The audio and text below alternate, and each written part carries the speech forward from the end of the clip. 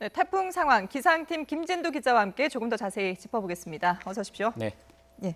자, 앞서서 제주, 창원, 부산 지역 연결해서 지금 상황을 알아봤는데요. 지금 태풍이 정확하게 어디를 지나고 있는 겁니까? 부산을 향해서 가고 있습니다. 그러니까 예. 규슈를 지나서 대마도 근처를 지나가고 있는 것으로 보이는데요.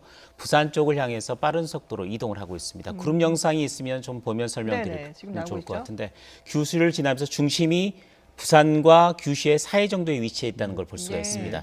완벽하게 뚜렷하게 보이지는 않습니다. 왜냐하면 네네. 규슈를 지나면서 굉장히 약화가 됐거든요. 아. 소형급의 약한 태풍인데 전 시간보다 중심 기압도 조금 더 높아졌고요. 예. 또 바람도 조금씩 약해지는 그런 모습을 보이고 있습니다. 하지만 계속해서 강한 비구름, 원형 형태의 강한 비구름을 동반하면서 부산 쪽으로 향하고 있습니다. 예. 아까 우리가 중계에서 봤습니다마는 부산 지역의 바람이 굉장히 강하게 불고 있고요. 네네. 초속 19m 정도가 불고 있습니다. 그리고 비도 점차 강해질 것으로 보이는데 한 3차례 정도는 이렇게 강한 비가 부산 지역, 경남 남해안 지역을 중심으로 해서 반복이 될 가능성이 높기 때문에 그 중심 시각이 오늘 밤부터 내일 새벽 사이입니다. 예. 세력이 다소 약화했다는 얘기도 해주셨는데 애초에 내륙을 관통할 것으로 이제 예보가 됐었다가 안동 부근에서 소멸하는 것으로 다시 예고 나왔죠. 그렇습니다. 규슈를 지나면서 굉장히 세력이 약화됐습니다. 그 이유는 이 태풍이 내륙을 지나면서 원래 태풍이 약해집니다. 예. 그런데 태풍이 약해지는 것만으로 머물지 않고 태풍의 하층과 상층이 분리가 됐습니다. 그래픽이 있으면 잠깐 보면 설명을 네네. 드릴 텐데요. 태풍이 중심이 내륙을 지나가면서 상층과 하층이 분리된 모습인데 약해지면서 위동 경로도 지금 바뀐 겁니다. 네네. 지금 부산 지역의 창원이나 이 지역에 21시에 상륙을 하다가 네. 새벽 3시쯤 소멸하는 것으로 바뀌었습니다. 예. 이것 아까 때문에 말씀하신 상하층 분리 상황이죠. 규슈가 아래쪽에 있는 부분이고요. 예. 우리나라가 보일 겁니다. 그런데 태풍이 규슈를 지나면서 태풍은 굉장히 높이가 높습니다. 예. 그런데 위쪽의 구름들은 해상으로 나갔는데 네. 태풍의 중심, 아래쪽의 중심이 내륙에 남아 있었습니다. 그러니까 태풍이 상층과 하층 두 개로 분리가 되어버린 겁니다. 네네. 그러면 세력이 더 약해집니다. 물론 태풍의 원래 중심인 지상의 중심이 해상으로 나가면서 조금 발달하긴 하겠습니다만은 예. 굉장히 강력한 태풍을 위해 위력을 지니면서 규슈를 강타했지만 그 이후 우리나라로 오면서는 규슈 때문에 오히려 상당히 약해진 상태에서 우리나라에 상륙하는 그런 형태가 된 겁니다. 예. 어쨌든 뭐 당초 우려했던 것보다는 세력이 약해졌다고 하니까 그렇습니다. 다행이긴 합니다만은 그래도 어쨌든 지금 우리나라로 향해서 접근해 오기 때문에 이 태풍특보는 지금 확대된 상황 아니겠습니까? 그렇습니다. 우리나라 쪽으로 오면서 조금 발달할 겁니다. 규슈에서 많이 약해됐습니다만은 해상으로 나가면 아무래도 육지보다는 에너지를 얻게 되죠. 에너지를 얻게 예. 되죠. 그러니까 해상에서 에너지를 얻으면 조금 더 발달할 겁니다. 네네. 해수 온도도 지난번 5호 태풍 다나스 때보다는 상당히 올랐습니다. 그래픽이 있으니까 잠깐 네네. 보실까요? 이게 지금 우리나라 주변 해수 온도입니다. 네. 다나스 때는 제주도 부근의 해수 온도가 24호도였습니다. 그때보다 3, 4도 정도가 높은 상태입니다. 그러니까 규슈에서 우리나라를 통과하면서부터는 28도, 27도 정도의 해상을 지나기 때문에 지금보다는 조금씩 발달하면서 상륙할 가능성이 있습니다. 예. 따라서 완벽하게 안심할 수 있는 상황은 아닙니다. 이렇게 태풍이 서서히 조금 발달하면서 우리나라 쪽으로 오기 때문에 태풍특보도 점차 확대되고 있는 상태입니다. 방금 중계에서 봤습니다만 비바람이 강해지고 있는 부산, 울산, 그리고 경남 해안 지역까지 태풍주의보가 내려졌고요. 네네. 해안 지역, 그러니까 남해와 동해 남부 해상까지도 태풍주의보가 내려진 상태. 울릉도, 독도 쪽하고 그 영동 지방 쪽으로 강풍주의보까지 내려진 상태이기 때문에 점차 비와 바람이 남부 내륙, 특히 영남과 영동 지방으로는 강해진다고 보시면 됩니다. 과거 이번 태풍과 비슷한 진로에 영향을 줬던 다른 태풍들이 사례가 있습니까? 딱 한 차례 사례가 있었습니다. 30년 전입니다. 예. 1989년도에 태풍 주디라는 태풍이 있었습니다. 한번 보실까요? 네. 태풍의 진로와 이번 태풍의 진로를 좀 보시겠습니다.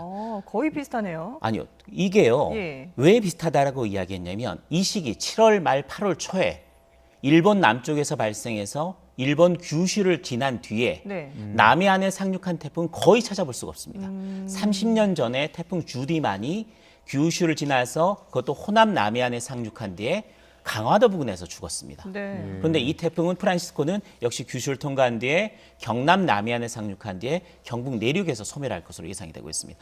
7월 말 8월 초는 원래 무더위가 오는 시기입니다. 무더위가 네네. 오는 시기라는 거는 북태평양 고기압이 확장하는 시기인데 그러면 태풍들이 대부분 중국으로 들어갑니다. 그런데 이런 시기에 규슈를 통과해서 우리나라 남해안에 상륙한 뒤에 올라오는 거는 무척 이례적인 현상이라고 기상청 분석하고 있습니다. 그럼 저 주디 때는 피해가 어느 정도였나요? 남해안 지역에 300mm 정도의 비가 내렸고요. 예. 강풍도 초속 30m 정도가 기록이 됐습니다. 어. 이번은 규슈를 완벽하게 통과하면서 보시면 아시겠지만 네네. 이 주디는 규슈를 약간 지나가 예. 나왔고요. 이번 건은 규슈를 완전히 통과를 했습니다. 네. 따라서 주디보다는 비도 약하고 바람도 좀 약하겠지만 적어도 200mm 정도의 강수 그리고 초속 20m 정도, 20에서 30m 정도의 강풍은 동반이 될 것으로 예상이 예. 됩니다. 근데 흔히 우리가 이제 태풍 하면은 이게 비가 많이 오는 태풍 특성이 있고요. 네. 또 어떤 태풍 같은 경우는 바람이 강한 경우가 있잖아요. 이번 경우는 어떨까요? 제가 보기에는 이번엔 비를 좀 주의해야 될 비를 것 같습니다. 조심해야 아까 된다. 보시면 아시겠지만 위성 영상에서도 네.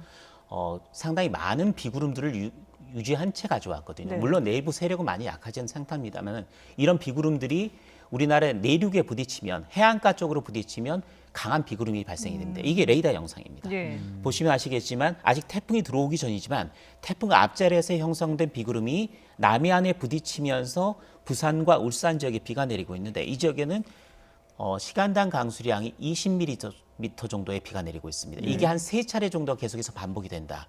강해질 때는 시간당 30mm에서 50mm 정도까지가 내린다고 감안을 한다면 네네. 적어도 100mm가 넘는 곳이 많을 것이고 산간 지역의 지형 상승 효과와 맞부딪히면 적어도 200mm 가까운 비는 충분히 예상을 할 수가 있다.